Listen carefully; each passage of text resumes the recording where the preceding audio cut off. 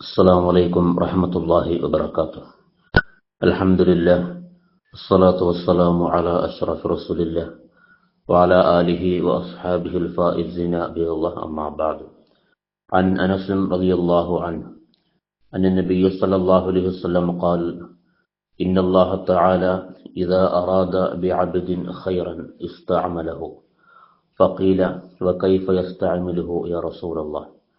قال: يوفقه لعمل صالح قبل الموت. رواه الترمذي. സഹാബി പ്രമുഖനായ അനസ് റളിയല്ലാഹു അൻഹു നിവേദനം ചെയ്യുകയാണ്, മുത്തനബി സല്ലല്ലാഹു അലൈഹി വസല്ലം അരുളുന്നു: ഇന്നല്ലാഹ തആല ഇദാ അറാദ ബിഅബ്ദിൻ ഖൈറൻ, അല്ലാഹു ഒരു അടിമയിൽ നന്മ ഉദ്ദേശിച്ചാൽ ഇസ്തഅമലഹു, അവനെ കർമ്മ നിരതനാക്കും, അവനെ എപ്പോഴും പ്രവർത്തിച്ചു കൊണ്ടിരിക്കുന്നവനാക്കും.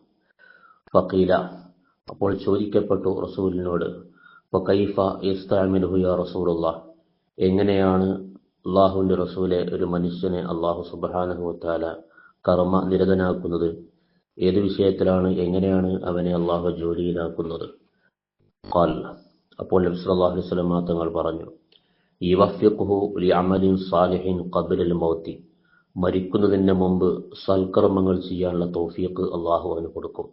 അതാണ്, അല്ലാഹു ഒരു മനുഷ്യനെ ഇഷ്ടപ്പെട്ടു കഴിഞ്ഞാൽ ആ മനുഷ്യന് ഒരുപാട് സൽക്കർമ്മങ്ങൾ, നല്ല കാര്യങ്ങൾ ചെയ്തു തീർക്കാനുള്ള അവസരവും അതിനുള്ള സന്മനസ്സും തൗഫീഖും അല്ലാഹു നൽകും എന്ന് മുത്തനബി സല്ലല്ലാഹു അലൈഹി വസല്ലം പറഞ്ഞു.